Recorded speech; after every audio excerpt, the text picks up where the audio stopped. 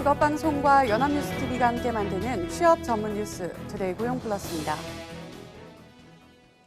내년도 최저임금이 이번 주 내 결정될 것으로 보입니다. 노동계는 1,650원 인상, 경영계는 350원 인하를 주장하고 있는 가운데 험난한 협상이 예상됩니다. 강은나래 기자입니다. 노동계는 내년도 최저임금 시급으로 현재 8,350원보다 1,650원, 19.8% 오른 만 원을 요구합니다. 반면 경영계는 지금보다 350원, 4.2% 내린 8,000원을 주장합니다. 지난주 노사는 새벽까지 심의를 벌였지만 이 2,000원의 간극을 좁히는 데 실패했습니다. 최초 제시안은 향후 협상에서 유리한 고지를 점하기 위한 전략적 성격이 강한 만큼 진짜 협상은 내일 수정안이 나온 이후부터 시작될 공산이 큽니다. 행정 절차를 고려하면 오는 15일이 최저임금 결정의 데드라인입니다. 최저임금위는 이번 주 전원회의를 연달아여는데 주말 직전인 12일에 막판 협상을 벌일 가능성이 높습니다. 우리 국민들이라면 누구나 다 납득할 수 있는 수준으로 가능해야 한다고 생각하고요. 그런 차원에서 저희가 최선을 다해서 합의점에 도달할 수 있도록 노력해야 할 것입니다.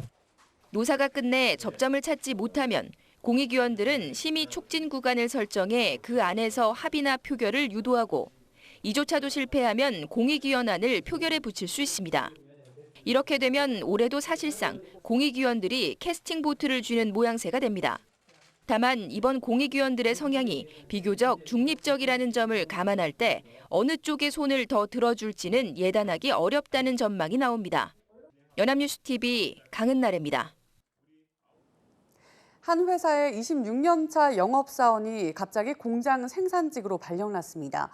회사 측은 적성에 맞는 것 같지 않아 보직을 바꿔준 것이라고 하지만 당사자는 퇴사 압박이라고 반발하는데 어떻게 생각하십니까? 이동훈 기자의 단독 보도입니다.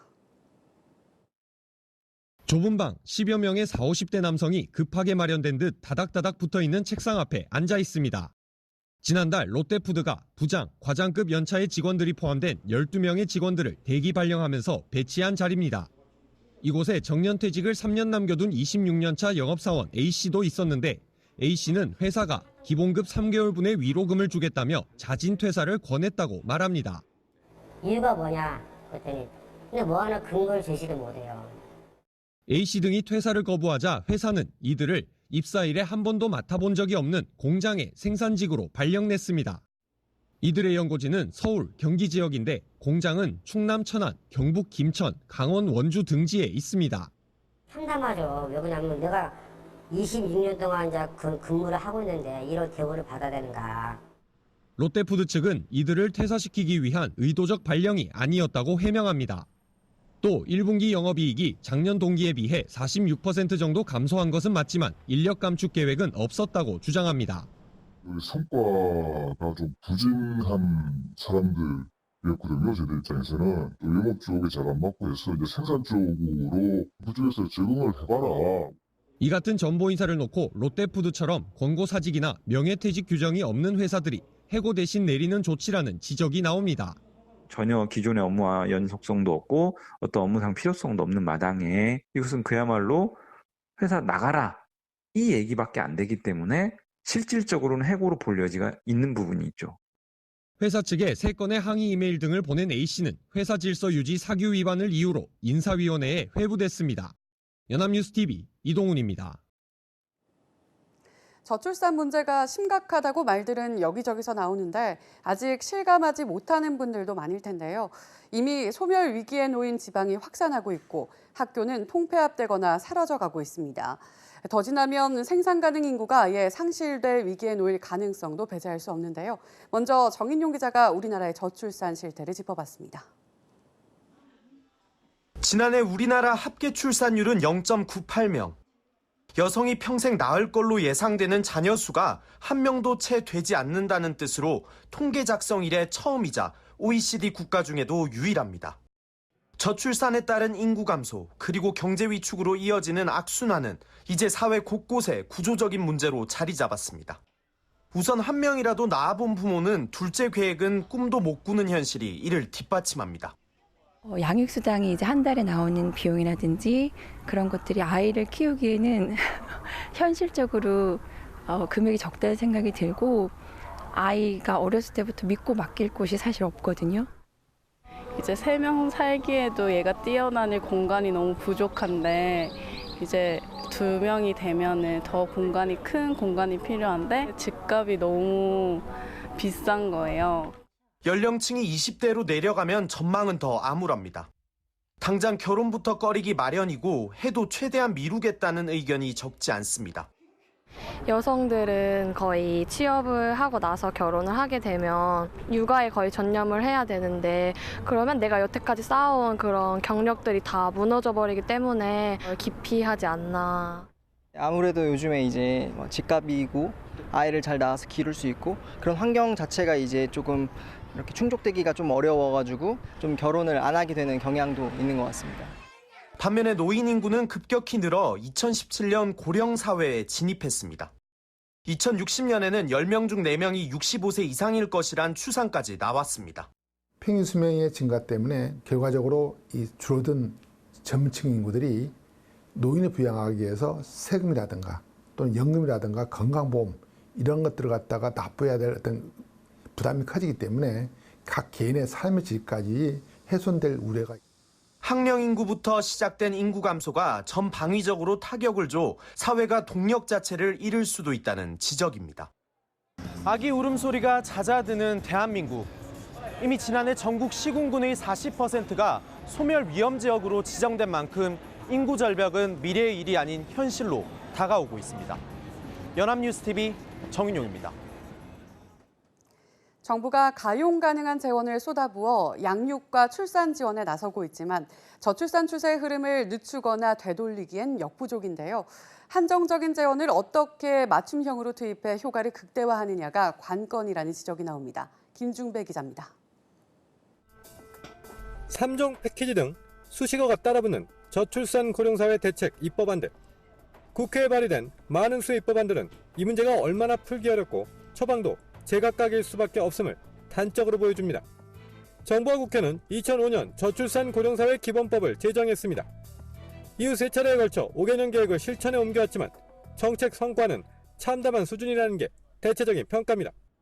무려 140조 원이 넘는 재원이 이 기간 투입됐지만 정책이 백화점식으로 나열되면서 수요자들의 눈높이를 맞추지 못했습니다. 결국 지난해 합계 출산율은 1명 이하로 떨어졌고 심리적 마지노선이라 불리는 연간 출산 30만 명대도 곧 위협받는 수준에 이르렀습니다. 위기의식을 느낀 정부, 출산과 양육 보조금 지급에 초점을 맞춰온 기본 로드맵을 대폭 수정했습니다. 이번 로드맵에는 모든 세대의 삶의 질을 높이는 정책을 담았습니다. 정책 전환의 토대가 된 여론조사 결과입니다. 출산 장려에서 삶의 질 제고로의 정책 방향 수정에 93%가 찬성했습니다. 가장 원하는 정책은 이른바 워라밸, 일과 생활의 균형과 주거 여건 개선이었고 출산 지원은 사회적 돌봄체계 확립에도 우선순위에서 밀렸습니다. 문제는 삶의 질 향상과 출산, 육아의 현실이 모순된다는 겁니다. 여성들의 사회적 지위 향상 추세와 전통적 가부장적 구조와의 충돌은 그 괴리를 더욱 키우고 있습니다. 결혼과 가족에 대한 국민들의 가치관과 인식은 빠르게 변화하고 있으나 가족제도는 이러한 사회적 변화를 따라가지 못하고 있습니다. 범정부적으로 방향을 수정한 저출산 대책은 결국 전반적인 복지정책 확대의 연장선상에 있습니다. 관건은 처방의 나이보다 아이를 낳아 키우는 가정이 현실적으로 느끼는 어려움들을 맞춤형으로 풀어줄 수 있느냐에 모아집니다. 한정된 재원을 활용해 정책 수요자인 젊은 부부들의 체감 만족도를 최대한 끌어낼 수 있도록 선택과 집중이 필요해 보입니다. 연합뉴스TV 김중배입니다. 일본의 반도체 수출 규제에 대응하기 위해 정부와 기업들이 빠르게 움직이고 있는데요. 정부는 대일 의존도를 줄이기 위해 국내 관련 산업 육성에 나서는 한편 일본과의 대화도 모색하고 있습니다. 소재영 기자입니다. 정부는 조만간 핵심 소재와 부품 산업 육성을 위한 종합대책을 발표할 예정입니다. 대책에는 대일 의존도가 높은 소재와 부품의 국산화를 위한 구체적인 연구개발 로드맵 등이 담길 전망입니다. 앞서 정부는 10년 동안 매년 1조 원씩 반도체와 부품 개발에 투자할 것이라고 밝혔습니다. 우리 산업에 대한 장단기 영향을 검토하는 한편 핵심 소재 부품 장비의 수입선 다변화, 국제 경쟁력 강화 및 국내 조달망 강화 등을 위해 금명간 대책을 발표할 것입니다. 다음 달 일본이 한국을 안보상 우호 국가인 화이트리스트에서 배제할 가능성도 있습니다. 이렇게 되면 자동차와 정밀화학 등 다른 산업들의 부품도 수출 규제 대상으로 추가 지정될 가능성이 있는데 이에 대해 정부는 100대 품목을 추려 대비하고 일반 부품의 연구개발에도 5조 원을 투입한다는 계획을 내놨습니다.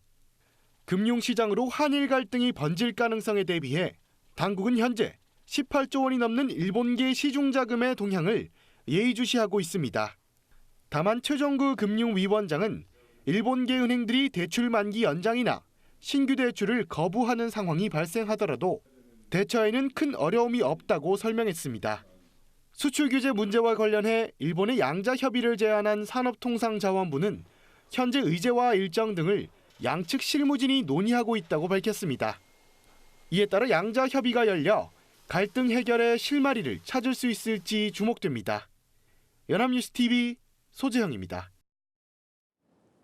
정부가 공공택지에 짓는 아파트의 분양가를 주변 시세 대비 5% 이상 올리지 못하게 하면서 일부 아파트의 분양 일정이 늦춰지고 있습니다. 분양가 규제를 받지 않으려는 건데 주택시장에 어떤 영향을 줄지 배삼진 기자가 짚어봤습니다. 최근 서울 강남권 재건축 아파트에서는 후분양제 도입이 늘고 있습니다. 후분양은 조합원들이 부담해야 하는 비용이 증가하지만 주택금융공사 허그의 분양가 통제를 받지 않는 대신 분양 시점은 기존보다 2년가량 늦어집니다. 정부가 지난달 허그를 통해 분양가 새 심사 기준을 내놓자 전국 아파트 분양 일정이 줄줄이 미뤄지고 있습니다. 당초 지난달 분양 예정 단지는 58개 48,240가구였지만 실제로는 절반 정도에 그쳤습니다. 서울에서는 33%가 연기됐습니다. 일부 특히 재건축 단지는 분양가 심사 과정에서 분양 시기를 연기하던지 허구와 분양가 책정에 대한 줄다리기를 이어가다 후분양으로까지 이어지고 있는데요. 이런 문제점들이 서울에 공급되는 대다수의 공급 시기를 뒤로 미뤄지게 만드는. 분양 일정을 연기하거나 후분양으로 전환하면 당초 목표보다 주택 공급량이 줄어듭니다. 이 때문에 실수요자들이 기존 아파트 매수로 몰리면 집값을 끌어올리는 요인이 됩니다. 부동산 규제 강화로 추경 매수세가 뚜렷하지 않겠지만 가을 이사철을 앞두고는 등락을 거듭할 수 있습니다. 저금리에 따른 풍부한 유동성과 집값 바닥 심리가 맞물리며 하반기 서울 아파트 시장은 보합 수준에서 박스권을 형성하며 상승과 하락을 반복할 것으로 보입니다. 올 하반기 전국 아파트 분양 예정 물량은 18만 8,600여 가구. 정부가 민간 택지 분양가 상한제까지 꺼내들 경우 실제로 얼마나 공급될지는 미지수입니다. 연합뉴스TV 배삼진입니다.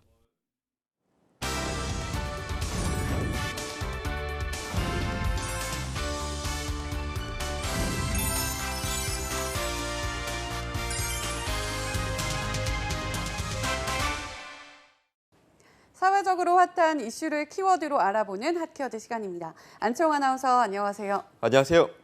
핫키워드 시간입니다. 한낮의 기온이 30도를 넘나드는 폭염이 이어지고 있습니다. 이 때문에 오늘 출근길과 점심시간에 불쾌 지수를 체감한 분들도 상당할 텐데요. 그렇다면 이러한 여름철 남들에게 불쾌 지수까지 선물하는 이 옷차림은 무엇일까요? 핫키워드에서 살펴봅니다. 네, 이런 날은 사소한 것에도 민감해지기 때문에 다른 사람들의 옷차림에도 신경 쓰게 되는 것 같습니다. 더욱이 이렇게 더운 날엔 땀 냄새에도 더 예민해지잖아요. 네, 그렇습니다. 이와 관련해서 취업 포털 사람인에서 직장인 1,763명에게 여름철 꼴불견 복장에 대해 조사했는데요. 조사 결과 남성과 여성의 꼴불견 옷차림에 조금씩 차이를 보였습니다. 우선 남성의 경우부터 살펴보겠습니다. 직장인들이 뽑은 남성 동료의 꼴불견 복장은 복수응답으로 60.6%가 압도적인 투표율을 보인 땀 냄새 나는 옷이 1위를 차지했습니다. 또 2위는 33.9%의 비율을 보인 민소매 티셔츠 등 노출 심한 옷이었는데요. 3위는 28.9%가 뽑은 와이셔츠에 묻은 목대 등 더러운 옷이었습니다.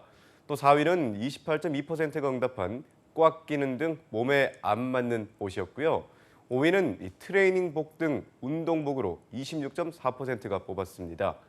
후줄근하거나 심하게 구겨진 옷과 유색 러닝 착용이나 속옷 노출은 각각 23.1%와 21.5%의 응답률을 보여 6위와 7위에 올랐습니다. 네, 사실 무더위가 이어지기 때문에 자연스레 땀을 흘릴 수밖에 없지만 땀 냄새가 나는 그대로 사무실에 앉아 있으면 그것 역시 옆 사람에게 고충일 수밖에 없죠. 그렇다고 노출이 심한 옷으로 더위를 날 수도 없고 참 난감한 계절이 되어버렸습니다. 네, 그렇습니다. 이 여성의 경우 역시 덥다고 노출이 심한 옷을 입을 경우 그에 대한 반감이 높은 것으로 나타났는데요. 40.8%의 응답률을 보여 꼴불견 복장 1위에 오른 것이 지나치게 짧은 반바지나 미니스커트였던 겁니다. 2위는 37.9%가 뽑은 땀 냄새 나거나 더러운 옷이었는데요. 3위는 37%의 비율을 보인 과도한 향수 냄새 나는 옷이었습니다. 또 4위는 36.5%가 뽑은 속옷이나 속살이 비치는 등 시스루 패션이었는데요. 이 외에도 27.5%는 꽉 끼는 등 몸에 안 맞는 옷을, 21.6%는 트레이닝복, 레깅스 등 운동복을 꼴불견 복장으로 뽑았습니다. 네, 이렇게 응답률을 보니 여성의 경우 근소한 차이로 순위에 오르는 경우가 많았습니다. 그만큼 의견도 분분하다는 뜻이겠죠. 그렇다면 이렇게 불쾌지수를 높이는 꼴불견 복장을 한 동료들이 실제로도 존재를 하고 있는 건가요? 네, 실제로 꼴불견 복장을 한 동료 직원이 있었는지를 묻는 질문에는 25.8%가 있다고 답한 건데요. 이로 인해 불편함을 느낀 경험이 있다는 응답자는 무려 91%였습니다. 네, 4명 중 1명은 꼴불견 복장을 한 동료에 대한 경험이 있었다는 거네요. 불편함도 상당했을 것 같은데 이렇게까지 많은 사람들이 꼴불견 동료에 대해 불편했다면 옷차림에 대해 한마디 정도는 했을 것 같은데 어떤가요? 네, 그럼 제가 한번 물어볼까요? 만약 제가 출근을 하면서 땀 냄새가 나거나 노출이 심한 옷을 입고 왔다. 그러면 어떻게 얘기하실 건가요? 네, 그러게요. 또 안치홍 아나운서가 함께 방송을 하는 동료라고 하더라도 저보다 선배시고 또 뭐라고 얘기하기는 좀 쉽지 않을 것 같은데요. 갑자기 다른 직장인들의 마음이 이해가 갑니다. 저와 비슷한 마음으로 묵묵히 참았을 것 같은데요. 네, 아마 저도 비슷한 상황이었다면 상대방을 배려하는 차원에서 참았을 것 같은데요. 대부분의 직장인들도 비슷했습니다. 63.1%가 꼴불견 복장을 한 동료가 있어도 특별히 지적하지 않았다고 응답한 거죠. 만약 옷차림을 지적했다가 상대 동료와의 관계가 어색해질 수도 있으니 대다수는 조용히 넘어가는 것으로 조사됐습니다. 네, 그런데 이렇게 더운 여름날 직장인들의 기본 복장인 긴 바지나 두꺼운 치마, 셔츠를 입고 출근하는 것도 결코 쉽지만은 않을 것 같은데요.